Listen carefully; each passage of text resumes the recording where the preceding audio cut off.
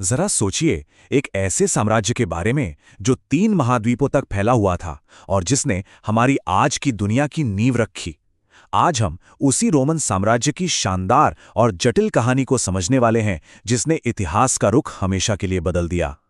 तो सबसे बड़ा सवाल तो यही है कि आखिर ये हुआ कैसे। वो कौन सी ताकतें थीं जिन्होंने रोम नाम के एक छोटे से शहर को दुनिया के सबसे ताकतवर साम्राज्यों में से एक बना दिया। चलिए मिलकर इस रहस्य से पर्दा उठाते हैं। इस नक्शे को देखिए जरा। रोम की असली ताकत थी इसका विशाल आकार। ये साम्राज्य 3 महाद्वीपों तक फैला था और भूमध्य सागर तो जैसे इसके आंगन की एक झील बन गया था। इस विशालता को समझे बिना हम रोम को समझ ही नहीं सकते। अच्छा, तो इतने बड़े साम्राज्य को आखिर चलाया कैसे जाता था? चलिए सबसे पहले इसकी राजनीतिक और सैन्य बनावट को समझते हैं, जिसने इस शाही मशीन को सदियों तक चलाए रखा। ऑगस्टस ने सत्ता संभालने का एक बड़ा ही गजब का तरीका निकाला, प्रिंसिपेट। इसके तहत वो खुद को राजा नहीं बल्कि पहला नागरिक कहता था। ये एक तरह से तानाशाही पर गणतंत्र का पर्दा डालने जैसा था। इससे रोम के लोगों को लगता रहा कि उनकी पुरानी परंपराएं जिंदा हैं, जबकि असल में सारी ताकत धीरे धीरे एक ही इंसान के हाथ में सिमट रही थी। यहां सत्ता का खेल बड़ा मजेदार था। एक तरफ था सम्राट, जिसके पास थी असली पावर, सेना का कंट्रोल, सब कुछ। और दूसरी तरफ थी सीनेट, जो अमीर और पुराने घरानों का प्रतीक थी। कहने को तो सीनेट का बहुत सम्मान था, लेकिन असल में ताकत का पलड़ा हमेशा सम्राट की तरफ ही झुका रहता था। और ये सारी खींचतान होती कहाँ थी? इसी जगह पर, रोमन फोरम में। यह सिर्फ कोई बाजार नहीं था, बल्कि रोम के दिल की धड़कन था।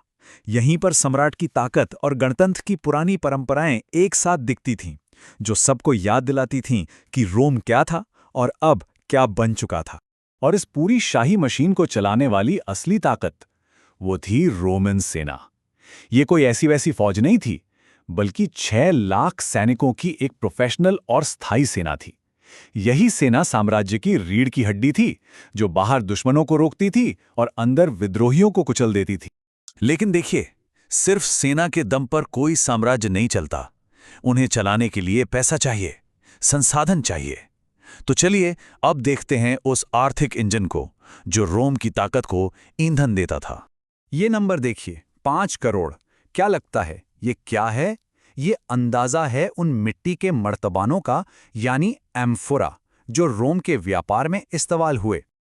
और ये रहा उन 5 करोड़ मर्तबानों का सबूत।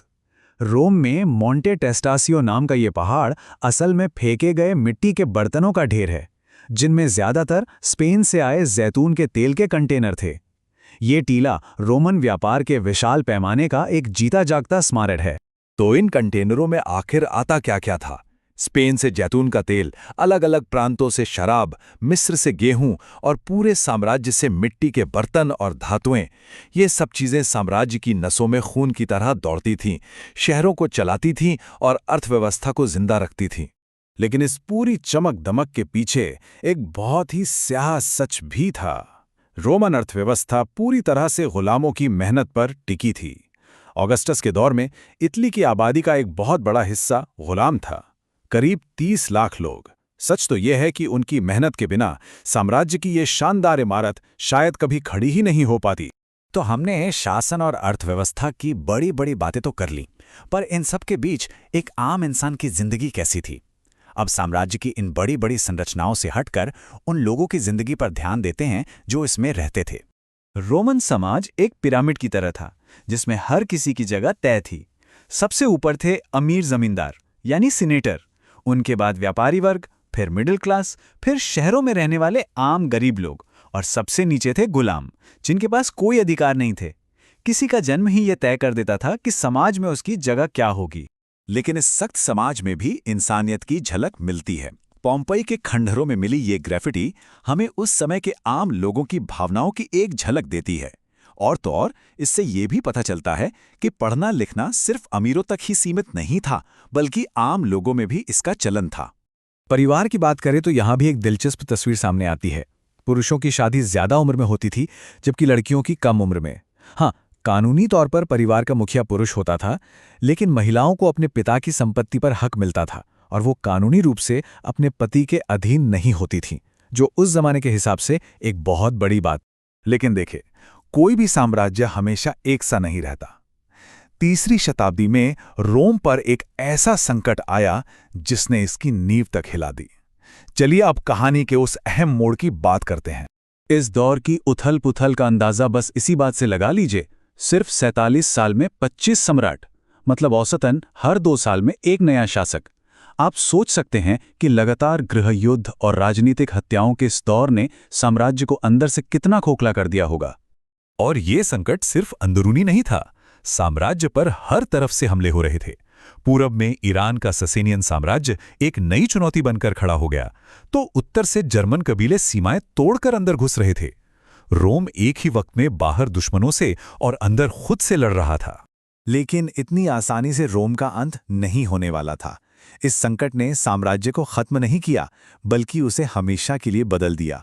चलिए अब इसके आखिरी अध्याय पर चलते हैं और देखते हैं कि कैसे साम्राज्य ने खुद को बदला और उसकी विरासत आज भी कैसे जिंदा है। और इस बदलाव का सबसे बड़ा चेहरा था सम्राट कॉन्स्टेंटाइन। उसने न सिर्फ साम्राज्य को फिर से जोड़ा, बल्कि एक नई राजधानी भी बसाई, और सबसे बड़ा काम, ईसाई धर्म को अपनाना। इस एक फैसले ने आने वाली सदियों के लिए यूरोप का इतिहास ही बदल कर रख दिया। मगर अब साम्राज्य पहले जैसा एक नहीं रहा, ये 2 हिस्सों में बट गया, और दोनों की किस्मत भी बिल्कुल अलग अलग थी। पश्चिमी साम्राज्य 5वीं सदी आते आते बिखर गया, लेकिन पूर्वी साम्राज्य, जिसकी राजधानी कॉन्स्टेंटिनोपल थी, बाइजेंटाइन साम्राज्य के नाम से लगभग 1000 साल और फलता फूलता रहा। तो यहाँ आकर एक बहुत बड़ा सवाल खड़ा होता है, क्या हम सच में कह सकते हैं कि रोम का पतन हुआ, या फिर ये कहना ज्यादा सही होगा कि वो बस वक्त के साथ बदल गया और उसकी विरासत नए राज्यों, नए धर्मों और नई संस्कृतियों में आज भी हमारे बीच जिंदा है? इस पर विचार जरूर कीजिएगा।